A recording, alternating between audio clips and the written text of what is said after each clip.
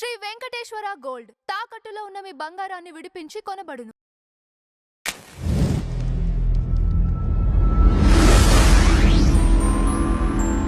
Sir నమస్కారం. నమస్తే. Sir మనకి అందుతున్న బ్రేకింగ్ న్యూస్ వచ్చేసి మెగా కోడలు లావణ్య త్రిపాఠి కేసు ఫైల్ చేసినట్లుగా తెలుస్తోంది. అంటే వరుసగా సినిమా సెలబ్రిటీస్ ఒక 1 వీక్ బ్యాక్ రేణు దేశాయ్ గారు కానివ్వండి, అలానే ఒక 2 days బ్యాక్ రష్మి గౌతమ్ కూడా సోషల్ మీడియాలో వేధింపులు. ఎందువల్ల ఇవి ఎక్కువ అవుతున్నాయి అంటారు? దీనికి ఫుల్ స్టాప్ అనేది కష్టమే అంటారు? రియాక్ట్ అవటానికి అవకాశం ఉన్నప్పుడు ఉమ్, రియాక్ట్ అయ్యే వాళ్ళు వాళ్ళకి ఏదో ఒక సబ్జెక్ట్ దొరుకుతుంది, దానిలో దొరికినప్పుడు అటాక్ చేయటం అనేది జరుగుతుంది. అయితే పొలిటికల్ ఏరియాలో ఉన్నవాళ్ళు ఒక ఆర్గ్యుమెంట్తో వెళ్ళిన వాళ్ళ మీద అలాంటి అభిప్రాయాలు లేకపోతే ట్రోల్స్ జరగటం వేరు. ఉమ్, కానీ లావణ్య త్రిపాఠి మీద దాడి జరగటం అనేది వీటికి కొంచెం భిన్నం. అది ఓకే. అంటే ఇప్పుడు రష్మి వ్యవహారానికి సంబంధించి ఉమ్, అక్కడ ఒక పునాది ఉంది. ఆవిడ రియాక్ట్ అయినటువంటి పద్ధతి, ఆవిడ అంటే ఇప్పుడు ఆవిడ ఇలా అన్నారు అనేది ఒకటి బయటకు వస్తుంది. ఇరాన్ వార్ సందర్భంగా ఆవిడ ఒక స్టాండ్ తీసుకుని ఆ స్టాండ్ ప్రకటించారు అని. అవును. దానికి భిన్నమైన అభిప్రాయాలు ఉన్న వాళ్ళందరూ వ్యతిరేకంగా మాట్లాడటం అనేది అది నడుస్తుంది. ఉమ్, అలా ఒక అభిప్రాయం చెప్పినప్పుడు దాని మీద క్రిటికల్గా అవతల వాళ్ళతో ఆర్గ్యూ చేయటం గౌరవప్రదంగా అనేది పద్ధతి. ఓకే. అంటే కౌంటర్ ఆర్గ్యుమెంట్ కూడా గౌరవప్రదంగానే ప్రజెంట్ చేయవచ్చు. ఉమ్, కానీ చాలామంది ఆ స్థాయి దిగిపోయి అవతల వాళ్ళని అబ్యూజ్ చేసే పద్ధతిలో పెడుతున్నారు. ఇది ఒక ట్రెండ్గా మారిపోయింది. ప్రతి మనిషికి, ప్రతి పార్టీకి, ప్రతి ఐడియాలజీకి ట్రోల్ గ్యాంగ్స్ ఉన్నాయి, పెయిడ్ ట్రోల్ గ్యాంగ్స్ ఉన్నాయి. ఉమ్, చాలా స్పష్టంగా సినిమా పరిశ్రమలో కూడా కొంతమందిని టార్గెట్ చేయటం అనేది కొన్ని సెక్షన్స్ ప్రోగ్రామ్గా మారింది. ఆ కోణంలో లావణ్య త్రిపాఠి మీద దాడి జరిగిందని నేను అనుకుంటున్నాను. ఇప్పుడు ఆవిడ ఆల్రెడీ ఒక ఇన్స్టా అకౌంట్ని వాళ్ళ ముందు సైబర్ క్రైమ్ ముందు పెట్టారు. ఈ పర్పుల్ క్రై అనేదో ఉమ్, ఆ పేరుతో ఎవరో ఆపరేట్ చేస్తున్న అకౌంట్ నుంచి నన్ను అబ్యూజ్ చేస్తూ ఇలా పెడుతున్నారు కామెంట్స్ అనేది ఆవిడ ఆల్రెడీ సైబర్ క్రైమ్కి ఇచ్చారు. వాళ్ళు మేము ట్రేస్ అవుట్ చేయడానికి ప్రయత్నం చేస్తున్నామని చెప్పారు పోలీసులు. అతను ఎవరు ఆపరేట్ చేస్తున్నారు ఆ అకౌంట్ని, వాళ్ళ ఉద్దేశాలు ఏమిటి అనేది విచారణలో బయటకు వస్తుంది. ఓకే. అయితే రష్మి గౌతమ్ దగ్గరకు వచ్చేసరికి ఇది ఆవిడ కామెంట్ల మీద వ్యతిరేకత ఉండి ఉండవచ్చు. అంటే ఇరాన్కి సంబంధించి సపోర్టర్స్ ఇక్కడ ర్యాలీలు చేసినటువంటి వాళ్ళు అక్కడికి వెళ్ళిపోండి అని మాట్లాడిందని చెప్పారు. అంటే ఆవిడ వ్యతిరేకుల అభిప్రాయం. ఆవిడ ఇలా మాట్లాడారు కాబట్టి మేము దాన్ని వ్యతిరేకిస్తున్నామని. ఆ వ్యతిరేకించే వాళ్ళు గౌరవప్రదంగా అభిప్రాయాలు పెడితే ఎవరికి అంటే డిస్కసివ్ టోన్లో ఉండాలి. ఆవిడకి అవకాశం ఇవ్వాలి. వీళ్ళతో ఆర్గ్యూ చేయడానికి ఆవిడకి ఒక అవకాశం ఇచ్చి ఉమ్, ఆవిడని ఆర్గనైజ్ చేసి ఆవిడలో ఒకవేళ ఈ భావజాల పరమైనటువంటి ఇబ్బందులు ఉంటే, ఆవిడ అభిప్రాయాల్లో తప్పులు ఉంటే ఆ తప్పులు ఆవిడకి అర్థం చేయించడానికి ప్రయత్నం చేయాలి. అంతే తప్ప దాడి చేయటం వల్ల ప్రయోజనం ఉండదు. చాలామంది అలా రియాక్ట్ అయ్యే వాళ్ళు ఉన్నారు కూడా. ఉన్న వాళ్ళందరినీ వ్యతిరేకుల్ని చేసుకుంటే ఎలాగా? వాళ్ళని కలుపుకుని పోయే పద్ధతిలో సజెస్టివ్గా వెళ్ళాలి. ఉమ్, కానీ అలా వెళ్ళరు. ఇక్కడ ఈ ట్రోల్ గ్యాంగ్స్ ప్రమేయం కూడా ఉంటుంది ఖచ్చితంగా. ఈ ట్రోల్ గ్యాంగ్స్ అన్నీ అంటే ప్రతి మతానికి, ప్రతి కులానికి కూడా ఏదో ఒక ఆర్గనైజేషన్స్ ఉన్నాయి. ప్రతి ఆర్గనైజేషన్కి ఒక బ్యాక్ ఎండ్లో ట్రోల్ గ్యాంగ్ కూడా ఉంటుంది. ఉమ్, వాళ్ళు కాన్షియస్గా రంగంలోకి దిగిపోయి దాడి చేసేస్తున్నారు. వాళ్ళ అకౌంట్స్ ట్రాక్ చేయటం కూడా అంత ఈజీ కాదు. అది చాలా విపరీతమైన టెక్నికల్ జ్ఞానంతో వాళ్ళు ఆపరేట్ చేస్తున్నారు దాన్ని. ఉమ్, కాబట్టి చాలా వరకు రాంగ్ ఇవే ఇస్తారు. వాళ్ళు వివరాలు కూడా ఏవి ప్రాపర్గా ఇవ్వరు. ఓకే. అలాంటి ఒక బూటకపు అకౌంట్ల నుంచే ఈ దాడులు జరుగుతాయి. వాళ్ళ పేర్లు కూడా ఫేకే. వాళ్ళు విచిత్రమైన పేర్లతో పెట్టుకుని ఉమ్, దాడి చేస్తూ ఉంటారు. ఈ దాడి చేసే వాళ్ళు ఏంటంటే అవతల వాళ్ళని న్యూనత పరిస్తే ఇంకా అలాంటి మాట్లాడరు. ఇక నేను తప్పు చేశాను నా అభిప్రాయం చెప్పి అని వాళ్ళు భయపడాలని వీళ్ళ ఉద్దేశం. అందుకని దాడులు చేస్తారు. అలాగే ఇండస్ట్రీకి సంబంధించి, సినిమా పరిశ్రమకి సంబంధించి కూడా ట్రోల్ గ్యాంగ్స్ ఉన్నాయి. ఉమ్, ఈ ట్రోల్ గ్యాంగ్స్ టార్గెట్ చేస్తాయి. ఇప్పుడు ఉదాహరణకి మెగా ఫ్యామిలీని టార్గెట్ చేయటం అనేది ఒక ట్రోల్ గ్యాంగ్ ప్రోగ్రామ్ అయితే, ఓకే. ట్రోల్ గ్యాంగ్ ప్రోగ్రామ్ అయితే వాళ్ళు ఆ ఏరియాలో వాళ్ళ దగ్గర ఉన్నటువంటి లిస్ట్ ప్రకారం వచ్చేస్తారు ఎవరైనా. ఇప్పుడు లావణ్య త్రిపాఠి గారు ఆవిడేవి పబ్లిక్ అవేర్నెస్ ప్రోగ్రాము లేకపోతే ఆవిడకి రాజకీయ రంగంలో అనిపించిన విషయాల మీద మాట్లాడటం అలాంటి పనులు ఏం చేయలేదు ఆవిడ. పర్సనల్ విషయాలు ఆ ఏరియాలో చెప్పదగ్గ విషయాలు మాత్రమే ఆవిడ ప్రస్తావించారు. కిందకొచ్చి నెగిటివ్ కామెంట్ చేసే అవకాశం ఇవ్వలేదు ఆవిడ, కానీ దాడి చేశారు. ఇది విచిత్రం. అంటే అక్కడ కేవలం ఆ ఫ్యామిలీకి చెందిన మనిషిగా మాత్రమే చూశారు ఆవిడ. ఆవిడ మాట్లాడిన కంటెంట్తో వాళ్ళకి సంబంధం లేదు. నీకు తెలుసా అన్న పద్ధతిలో పర్సనల్ లెవెల్కి వచ్చేస్తారు వాళ్ళు. వచ్చేసి అటాక్ మొదలు పెట్టేస్తారు. మొదలు పెట్టడం ఉద్దేశం అయితే అవతల వాళ్ళని నోరు మూయించడం, అసలు వీలైతే వాళ్ళని అక్కడి నుంచి గెంటేయటం. సోషల్ మీడియాలో మీ ప్రజెన్స్ వద్దు, మీరు పారిపోండి ఇక్కడి నుంచి, పారిపోయేంతగా వేధిస్తారు. అలాగే పారిపోయే లాంగ్వేజ్ కూడా మాట్లాడతారు వాళ్ళు. వాళ్ళని పట్టుకోవటమో లేకపోతే ట్రాక్ చేయటమో అంత ఈజీ కాదు. సో ఇలా చాలామంది మీద జరుగుతున్నాయి దాడులు. వీళ్ళు వాళ్ళు అని కాదు, వాళ్ళకి భిన్నమైన అభిప్రాయం లేదు, వాళ్ళు అటాక్ చేయాల్సినటువంటి అంశం.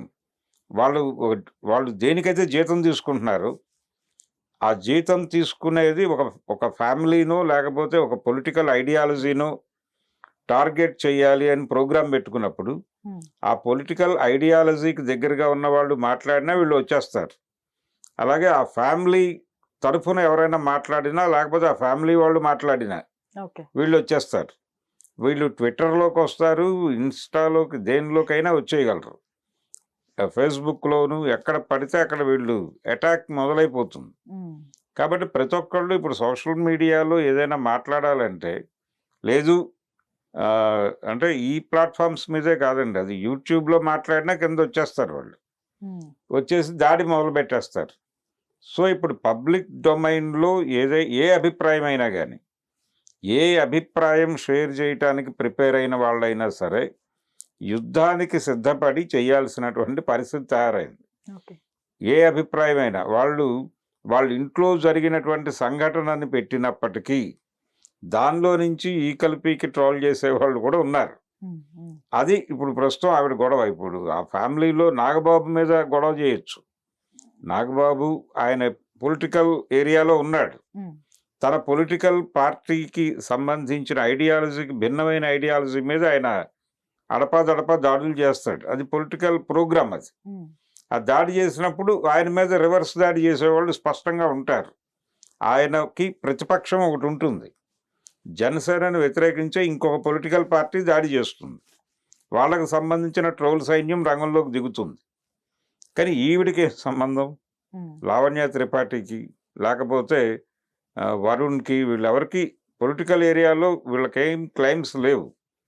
కానీ ఇప్పుడు ఆవిడ సపోజ్ పవన్ కళ్యాణ్ గురించి పాజిటివ్గా మాట్లాడితే వెంటనే వీళ్ళు అట్రాక్ట్ అయిపోతారు. ఆ ఏరియాకి అట్రాక్ట్ అయిపోయి దాడి మొదలు పెట్టేస్తారు. అవతల వాళ్ళు ఎవరు ఏమిటి, వాళ్ళ కుటుంబమే తప్ప కుటుంబంలో ఉన్న ప్రతి వారికి ఆయన రాజకీయ అభిప్రాయాలతో ఏకీభావం ఉండాలని రూల్ ఏం లేదు. వాళ్ళు ఏదో పర్సనల్ లెవెల్లో మాట్లాడతారు. ఆయన మా ఇంటికి వచ్చారు, ఆయన నన్ను ఆశీర్వదించారు అని ఆవిడ చెప్తే దాని మీద కూడా దాడి చేసేస్తారు వీళ్ళు. అంటే వీళ్ళకి కాదేది ట్రోల్కి అనర్హం అన్నట్టుగా తయారయ్యారు. అందుకని ట్రోల్ గ్యాంగ్స్ వీళ్ళందరూ పెయిడ్ సర్వీస్ అయ్యి వీళ్ళందరికీ డబ్బులు ముడతాయి, వీళ్ళందరికీ పేమెంట్స్ ఆడతాయి. కాబట్టి ఇదొక ప్రమాదం ప్రతి ఒక్క సెలబ్రిటీ ఎదుర్కొంటున్నారు. అంటే పరిస్థితి ఏది మాట్లాడినా అది పాజిటివ్ అని వీళ్ళు అనుకుంటున్నారు, ప్రపంచానికి చెప్తున్నామని అనుకుంటున్నారు. కానీ చెప్పేటప్పుడు ప్రిపేర్ అయిపోవాలి. వీళ్ళు వస్తారు, మన మీద ఎవడో ఒకటి పర్సనల్ లెవెల్లో దాడి చేస్తాడు, దాడి చేసినప్పుడు దాన్ని పట్టించుకోకుండా ఉండడానికి ప్రిపేర్ అవ్వాలి. ఇది సహజంగా జరుగుతోంది అని వాళ్ళు చెప్పుకుని దాని గురించి రియాక్ట్ కాకుండా వదిలేయటం బెటర్. ఇప్పుడు సైబర్ క్రైమ్కి వెళ్ళి కంప్లైంట్ చేశారు వీళ్ళు. సైబర్ క్రైమ్ వాళ్ళు ప్రయత్నం చేస్తామని చెప్పారు. ప్రయత్నం చేసి ట్రాక్ అయితే అతనితో మాట్లాడతారు. కొంతమంది ట్రాక్ అవుతున్నారు, అరెస్టులు కూడా జరిగినాయి, ఇంతకుముందు జరిగినాయి. అలాగే తమకి భిన్నమైనటువంటి అభిప్రాయాలు చెప్పిన వాళ్ళ మీద కూడా కేసులు పెట్టిన వాళ్ళు ఉన్నారు. కేసులు పెడితే వాళ్ళు వచ్చి ఆ సెలబ్రిటీతో మాట్లాడుతున్నారు, అది మరీ ఒక ఒక సెట్ ఆఫ్ పీపుల్ మనోభావాలను గాయపరిచేదైతే కేసులు పెడుతున్నారు. ఓకే. సోషల్ మీడియా స్వేచ్ఛను కోరుకుంటోంది. అంటే సోషల్ మీడియా ఎందుకుంది అనేది ముందు తెలియదు ఎవరికి. సోషల్ మీడియాని ఎందుకు ప్రమోట్ చేస్తున్నారు, మార్కెట్ ఎందుకు పెట్టింది అంటే ఉమ్, ప్రజల మనసుల్లో ఉన్నటువంటి అభిప్రాయాలు తెలుసుకోవటానికి. అది వీళ్ళని వీళ్ళు వ్యక్తీకరించుకోవటానికి పెట్టినటువంటి ఒక ఓపెన్ ఫోరం కాదు అది. ఉమ్, ఆ ఓపెన్ ఫోరం అనే పేరుతో ప్రతి ఒక్కళ్ళు మాట్లాడటం మొదలు పెడతారు. మాట్లాడటం మొదలుపెట్టాక ఎవరేమిటి అనేది అర్థమైపోతుంది. అది తెలుసుకోవటం కోసం పెట్టారు వాళ్ళు. అంటే మార్కెట్కి ఎవరికి ఏం సరఫరా చేయాలో తెలుస్తుంది. ఎవరు ఏ అభిప్రాయాలతో ఉన్నారు, ఏ టేస్టులతో ఉన్నారు, ఏం తింటారు, ఏం కన్జ్యూమ్ చేస్తారు, ఇవన్నీ తెలుసుకుని వాళ్ళకి అవి సరఫరా చేయటము. అలాగే పొలిటికల్గా వీళ్ళు ఏదన్నా భిన్నాభిప్రాయంతో ఉన్నారా రాజ్యం పట్ల అనేది తెలుసుకుంటే వీళ్ళని కంట్రోల్ చేయటం ఎలా అనేది అర్థమైపోతుంది. ఎవరు స్టేట్కి వ్యతిరేకంగా ఉన్నారు, ఎవరు ప్రోగా ఉన్నారు, ఇవన్నీ కూడా తెలుస్తాయి. అందుకోసం పెట్టింది అది intelligence network social media. Okay. అది యూట్యూబ్ అయినా, ఫేస్బుక్ అయినా, ట్విట్టర్ అయినా, ఏదైనా. కాబట్టి వీళ్ళందరూ అక్కడికి వెళ్ళి యుద్ధాలు చేసేసుకుంటున్నారు తెలియక. ఆ యుద్ధాలు జరుగుతుంటే అసలు వాడు చూస్తూ ఉంటాడు. ఈ మధ్య చంద్రబాబు నాయుడు గారు ఒక మాట అన్నాడు అసెంబ్లీలో, ఏపీ అసెంబ్లీలో, ఉమ్, 13 సంవత్సరాల వయసు ఉన్న వాళ్ళకి సోషల్ మీడియాని నియంత్రించాలని ప్రభుత్వం అనుకుంటోంది అవును. అని యాక్చువల్గా ఆ అడ్వైజ్ లోకేష్ చేశాడు అనేది కూడా చెప్పాడు ఆయన. దానికి సంబంధించినటువంటి సాధ్యాసాధ్యాల గురించి మాట్లాడుతున్నాం అన్నాడు ఆయన. ఉమ్, ఉమ్, బాగానే ఉంది, అంటే ఒక మాటగా బాగానే ఉంది, కానీ ఆచరణ సాధ్యమా అనేది ఒక అనుమానం. అంటే వీళ్ళు సిమ్ కార్డు ఇచ్చేటప్పుడు ఏజ్ ప్రూఫ్ అడుగుతారు, ఆధార్ అడుగుతారు. అడిగినప్పుడు ఇది వీళ్ళకి లేకుండా, ఈ సౌకర్యం లేకుండా చేయొచ్చు అని అనుకుంటున్నారు. ఉమ్, కానీ దానికి ఆపరేటర్ నుంచి ఓకే చెప్పాలి. అంటే ఎయిర్టెల్లో లేకపోతే జియోనో మరొక ఆపరేటరు ఈ అభిప్రాయాన్ని గౌరవించాలి. ఓకే. గౌరవించాలంటే అది చట్టం జరగాలి. ఉమ్, అది కేంద్ర ప్రభుత్వం చేతుల్లో ఉన్న వ్యవహారం తప్ప స్టేట్కి సంబంధం లేదు. ఉమ్, ఉమ్, లేదు, ఫోన్లు ఒకవేళ పర్సనల్గా అతను తీసుకుంటే ఆ ఫోన్ వరకు రిస్ట్రిక్ట్ చేయడానికి ఏదైనా స్కోప్ ఉందా అని చూసినా కానీ సాధ్యమయ్యే పని కాదు. ఓకే. అది కూడా కంపెనీలు నిర్ణయం తీసుకోవాల్సినటువంటి పరిస్థితి. రెండోది, దీన్ని మార్కెట్ ఎకానమీ ఆమోదిస్తుందా? వాళ్ళకి కస్టమర్లు కావాలి. వాళ్ళకి 13 ఏళ్ల వాళ్ళకి కూడా రకరకాల వస్తువులు, వాళ్ళు సిగరెట్లు తాగే వీడియోలు, ఉమ్, అన్ని వయసుల వాళ్ళు సిగరెట్లు తాగితే మాకు సరుకు అమ్ముడిపోతుంది కదా అనుకుంటాడు వాడు. సరుకు అమ్ముకోవటమే వాడి పరమోద్దేశం. కరెక్ట్. అంతే తప్ప ప్రతి ఒక్కళ్ళు తాగాలి, ప్రతి ఒక్కళ్ళు సిగరెట్లు తాగాలి, మందు తాగాలి అని అనుకుంటారు వాళ్ళు. ఉమ్, కాబట్టి వాళ్ళు ఏ మేరకు యాక్సెప్ట్ చేస్తారు ఈ అభిప్రాయాన్ని అనేది కూడా డౌటే. అందుకని ఒక ఆదర్శంగా చెప్పాడు ఆయన. అలాంటి ఆదర్శాలు వీళ్ళందరికీ ఉండొచ్చు, కానీ ఆదర్శాలతో పనులవు. వీళ్ళు పోలీస్ స్టేషన్లకు వెళ్ళి, సైబర్ క్రైమ్కి వెళ్ళి మా గురించి మీమ్స్ చేస్తున్నారు, లేకపోతే మా ముఖాలు వాడి మీమ్స్ చేస్తున్నారు. ఇప్పుడు ప్రతి సెలబ్రిటీ కూడా సఫరరే. ఉమ్, లావణ్య త్రిపాఠి మాత్రమే కాదు, ఇప్పుడు ప్రతి సెలబ్రిటీ సఫరరే. వీళ్ళందరూ కోర్టులకు వెళ్ళి, అయ్యా మాకు సంబంధించినటువంటి ప్రైవసీ పోతోంది, మా ముఖాలని వాడేసి మావి కాని అభిప్రాయాలని వీళ్ళు వ్యక్తం చేయిస్తున్నారు, కాబట్టి మాకు ఒక ప్రొటెక్షన్ ఇవ్వండి అని అందరూ వెళ్ళి అడుగుతున్నారు. ఉమ్, చిరంజీవి గారు వెళ్ళారు, అలాగే ఎన్టీఆర్ వెళ్ళాడు, నానితో సహా అందరూ హీరోలు, హీరోయిన్లు అందరూ వెళ్ళారు. ప్రతి ఒక్కళ్ళకి ఇది ఒక ప్రోగ్రాం కింద మారింది, తమని తాము కాపాడుకోవటం. సోషల్ మీడియా బారి నుంచి మమ్మల్ని ప్రొటెక్ట్ చేసుకోవడానికి వీళ్ళు వెళ్ళి అక్కడ అడుగుతున్నారు, మమ్మల్ని మేము ప్రొటెక్ట్ చేసుకోవడానికి మాకు అవకాశం కల్పించండి అని. ఓకే. కోర్టులకు వెళ్ళి వాళ్ళు పిటిషన్లు వేసుకుంటున్నారు. ఇప్పుడు వీళ్ళు కూడా పిటిషన్లు వేసుకోవడం తప్ప, ఇప్పుడు ఇతను ఎవరో ట్రాక్ అయ్యాడు కాబట్టి ఇతన్ని పట్టుకుని వాళ్ళు ఏదో కొడితే పని అయిపోతుంది అనుకుంటున్నారు, కానీ అంత ఈజీ కాదు. ఉమ్, అంత ఈజీ కాదు. ఇది కొంచెం బిగ్గర్ వేలో జరగాలి. బిగ్గర్ వేలో ఇండస్ట్రీ నుంచి ఒక ప్రోగ్రాం మొదలు పెట్టించగలగాలి వీళ్ళు. అంటే ప్రభుత్వం మీద ఒక ప్రెజర్ తీసుకురాగలిగితే ఏదైనా పని జరగచ్చు. అయితే అన్నిటికీ కుదరదు, ఇది అన్నిటికీ కుదరదు. ఇప్పుడు రష్మి గౌతమ్ గొడవ వేరు, ఉమ్, లావణ్య త్రిపాఠి గొడవ వేరు. అదేమో ఆవిడ మామూలుగా మాట్లాడే మహిళ, ఈవిడకి ఒక ఎజెండా ఉంది. ఓకే. ఎజెండా ఉన్నప్పుడు కౌంటర్ ఎజెండా ఉన్న వాళ్ళు అనివార్యంగా వస్తారు, ఉమ్, దానికి ప్రిపేర్ అయ్యి యుద్ధానికి దిగాలి. మీరు ఒక ఆర్గ్యుమెంట్కి వెళ్ళినప్పుడు యుద్ధానికి దిగటమే తప్ప కేసులు పెట్టడం కుదరదు అక్కడ.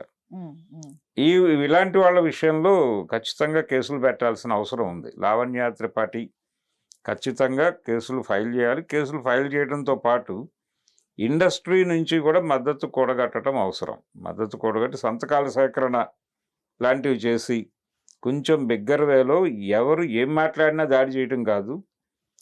ఎందుకు దాడి జరుగుతుందంటే కొన్ని ఫ్యామిలీస్ని కూడా టార్గెట్ చేస్తున్నారు అనేది అర్థమవుతుంది. ఓకే. ఈ ఫ్యామిలీస్ని టార్గెట్ చేస్తున్నారు అనేది అర్థమైనప్పుడు ఎవరు చేస్తున్నారు అనే వైపుగా వెళ్ళి దాని గురించి పట్టించుకోవాల్సిన అవసరం ఉంది అనేది వాళ్ళకి చెప్తే బాగానే ఉంటుంది. అలాంటి యుద్ధం ఏదైనా చేయొచ్చు ఆవిడ. Right. Thank you so much. Thank you.